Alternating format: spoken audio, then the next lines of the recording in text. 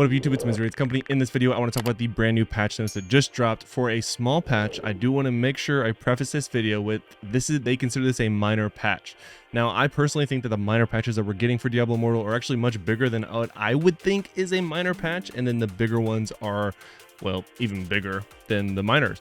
But this one is very interesting because it is our first, at least to my recollection, the first really buffs and nerfs that we've had in a long time, if not ever, for Diablo Immortal.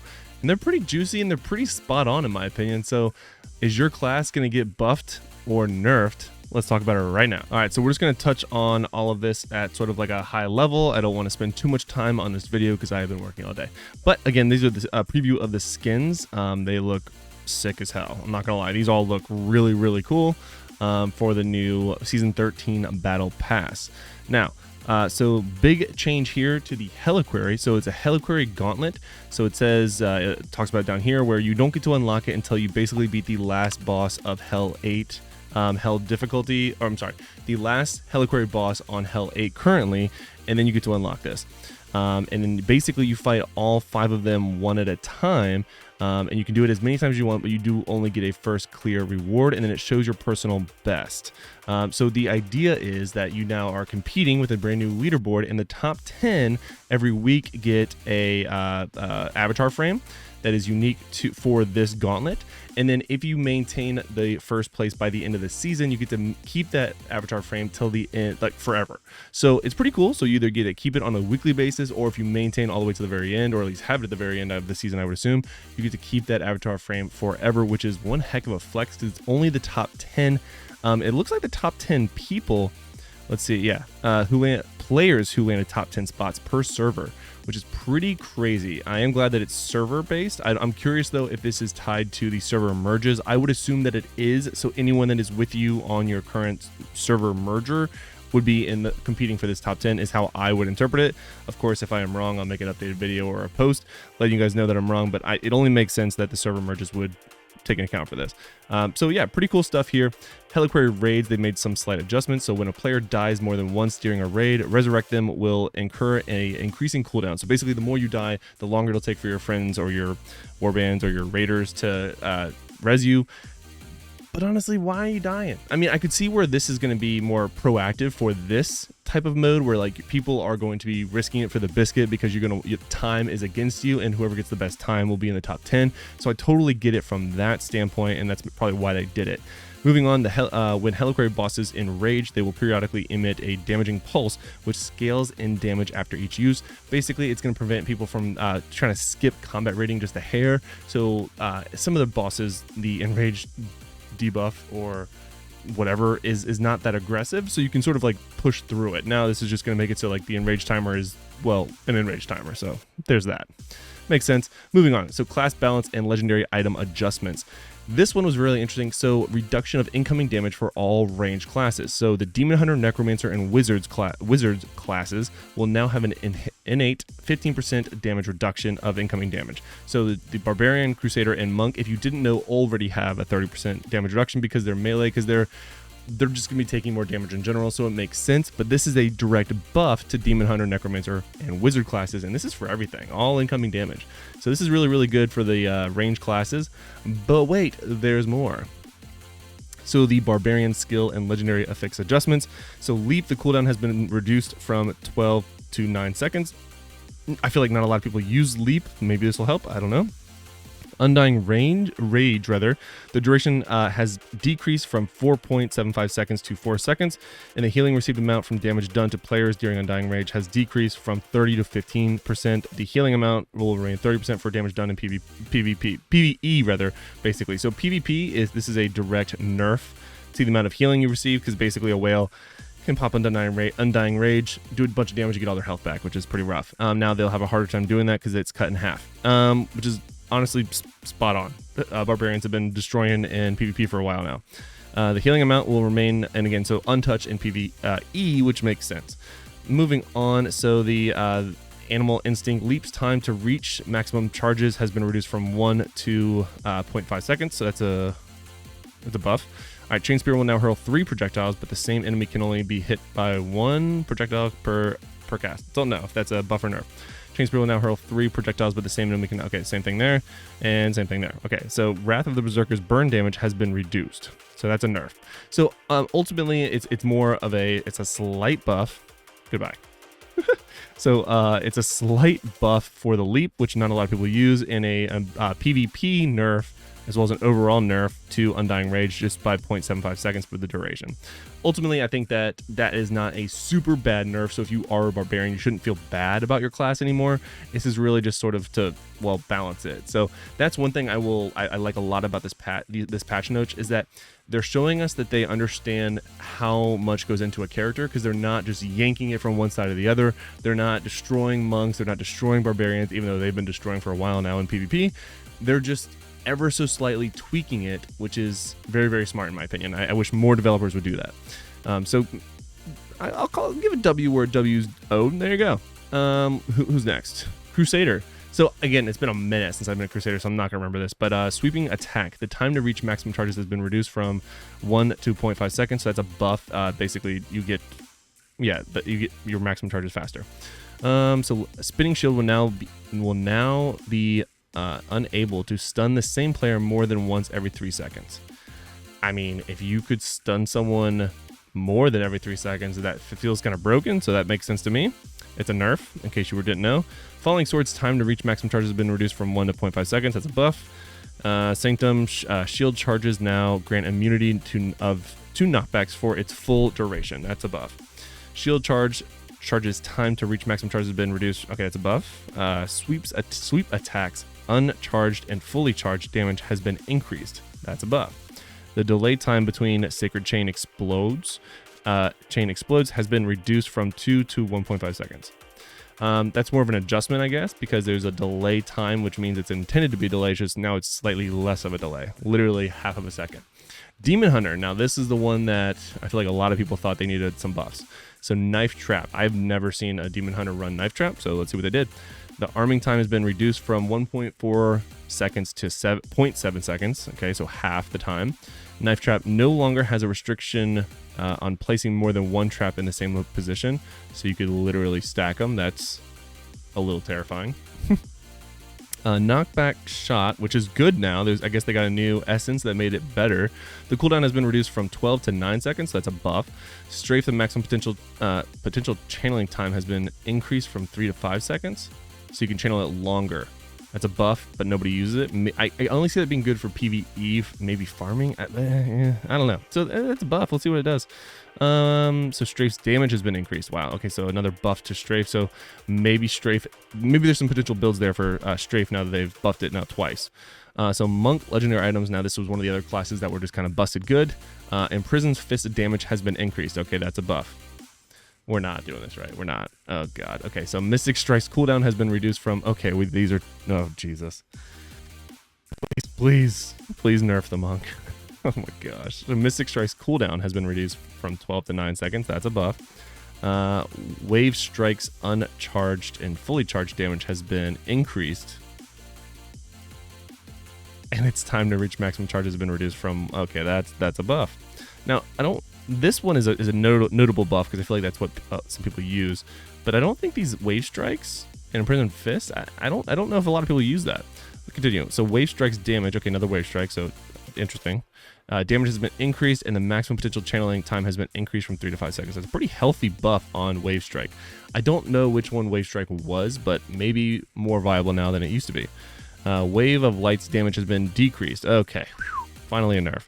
Subsequent hits on the same enemy have been reduced from 30 to 25% damage. So only 5% damage. Only a 5% damage nerf. Oh, this is a Shimmerlin. This is the build that everyone talks about. This is the one that's been busted good for a while. Oh, okay. So Wave of Light damage has been decreased. Subsequent hits on the same enemy has been reduced from 30 to 25%. Now, this is interesting. So Wave of Light's damage has been decreased. It doesn't say the amount. That's interesting because this is just saying that the damage has been decreased, unless this is it, unless it's just saying like, well, there's a period, which makes it a little interesting. So Wave of Light damage has been decreased, period. Subsequent hits on the same enemy has been reduced from 30 to 25%. I can't tell if this is like, it's been nerfed in general. And then this is also, if you hit the same enemy more than once, you take they take less damage. So I don't know. It'll be interesting. Wave Strike's damage has been increased and the attack animation will end sooner. Wave Strike got like 3 buffs, so that's pretty interesting. Necromancer. Ultimately, again, like I said in the beginning, I like that they are making minor adjustments, but I feel like this one could have been a little bit more, unless this is not the only decrease of damage, and then this one actually means that there was just a flat amount, which I wish they would have been more transparent about that. Moving on though. So Necromancer, skill, legendary item adjustments, so corpse explosion, struck by multiple 30%. Okay, that's a buff. I remember DM mentioning that he like corpse explosion has been like a really like focal point for the demon hunter or the necromancer in multiple games now, but it's kind of like not used much at all in Diablo Immortal, so it's interesting they get a buff there. Makes sense. Grim Sight, the damage has been increased and now generates 3 corpses instead of the previous 2. That's a buff. So yeah, boosting corpse explosion makes sense to me. So let's go. Command Skeleton's explosion damage has been increased. That's a buff. Skeletal champions are now raised every 6 seconds instead of the previous 8. That's good, right? I feel like that's good. This is a buff. All right, whatever. Grimsight's maximum charges have been increased from 1 to 2 and will now generate corpses for each hit. Okay, more corpses. That's interesting. Grimsight's maximum charges has been increased from 1 to 2 and it will now generate corpses as well. Okay, boom, more buffs. Wizard. My homie. So Disintegrate's cooldown has been reduced from 12 to 9 seconds. I don't even know which legendary item this is. Heart of the Storm. Now this is a good farming build. And I see Winter's Eyes down here too. So ice armor damage has been increased. Again, no clear amount illustrated. Again, I would prefer more transparency when they are adjusting for good or for bad reasons, the amount that they have done. Similar to like the rest of this where it says how many seconds have been adjusted, I would have loved to see the true damage percentages of increase or decrease. Based off how I've done everything else, I assume it's not much, but transparency would have been nice here. Either way, Heart of the Storm and Winter's Eye are good for farming, not necessarily good at all for PvP. So this is, if anything, with the new essences that the wizard got, this just made farming a little bit better. So I love that for us. If I ever get the chest piece, outside of borrowing it from my warband stash, I would definitely be using one of these for my farming build. So that'll be interesting. Moving on. So Ray of Frost cooldown has been reduced from 12 to 9 seconds. This is the instant burst. I think it's the instant burst one where it's like just poof, instead of like channeling it. And then same with this one, Ray of Frost damage has been increased. Okay. So yeah, some buffs there. That's fine. Sorry. All right. So that's it for the buffs and nerfs. Ultimately, I hope you feel like your class has been not too poorly affected. Ultimately, I think that there really are no losers here. I think this was a very safe approach to buffs and nerfs. I really didn't think they were ever going to do it. I'm going to be honest. I'll call it straight how it is. I did not think they were ever going to do it. I'm glad they did. I'm glad to be wrong in this case. Moving on though. Accursed Towers, we've recently... All right. So basically they made so you... starting with the next... Oh no. Okay, wow. They took away the 20% increase to PvP damage provided by the Tower of Fortitude. Will be replaced with a bonus that provides 10% increased life in Battleground, as well as everything else. Wow. That's a pretty heavy nerf. Like, so people already died too fast, but this was noticeable. This was very noticeable in PvP, and there was no way of knowing who has it and who didn't. You only know if you had it or you didn't, and then if you like died to someone who doesn't have a ton of resonance, you just kind of assumed it. And I kind of wish this was higher than 10% for life, because you're still going to die pretty quickly. 10% is not that big of a buff, and especially if it's the legendary one. I'm a little surprised this wasn't... I mean, honestly, I would have called it 15 and called it a day, but I think, again, they're adjusting little by little there, so we'll take what we can. But that's a pretty massive nerf there to the tower. And then they improved Cursed Shards gathering to be better balanced. So basically, you don't have to run on top of them. You can be hopefully a little bit farther away. A lot of people say that you would rather just have it automatically collect. I tend to agree with that as well. It's just a waste of time. So Battleground queue cancellation. So basically they made it so if you continue to cancel once you have found a match, you will be getting a increasing penalty up to a maximum of 20 minutes, which will then won't let you queue at all. And it even says in the developers notes they have plenty. The original penalty has helped curb some of the negative behaviors we initially observed the trolls, but we felt the queuing process could be improved by making the penalty more severe for those that are determined to disrupt matchmaking. This is a massive W. Like, there's a lot of people that just straight up cannot play because people have no life and just want to cancel queues all day. Like, grow up. It's a mobile game, homie. Like, you're just ruining it for everyone else. Anyway, I'm not gonna go too far down that rabbit hole. Activity calendar, I don't really care about, but apparently you can do more things. That's cool.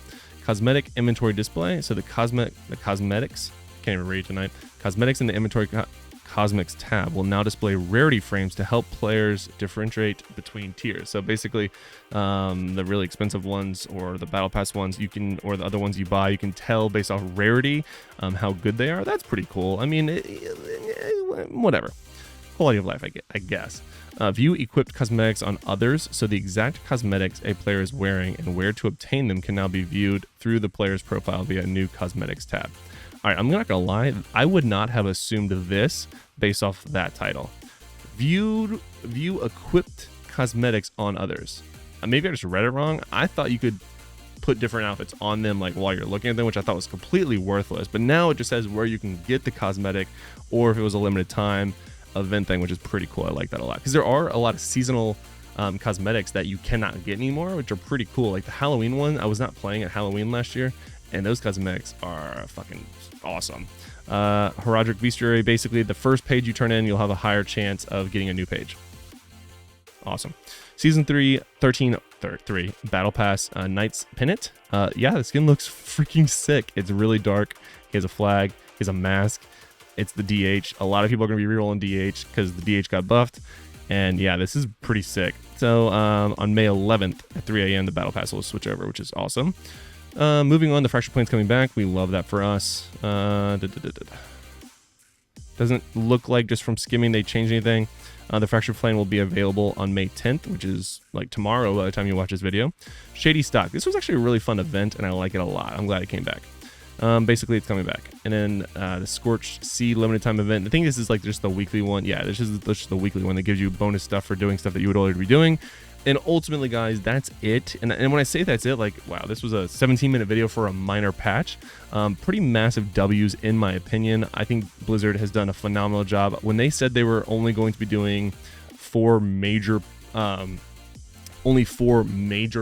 updates a year, or at least once a quarter, I was very worried that this was going to be the slow decline of Diablo Immortal. And I do not mean to sound incredibly dramatic about that, but that's just how I felt, because I've experienced that with other games, more specifically Marvel Future Revolution. When they slow down the update frequency, you could tell that the massive updates were nowhere near massive. But these minor updates are phenomenal. And the artwork, I mean, this team is so good. Look at that. It's just beautiful. Let me know what you guys think in the comments below. What are you most excited about? Do you think that your class got destroyed? Do you think they were well worth the nerfs and or buffs that you received? Let me know what you think in the comments below, guys. And until next time, lock it in.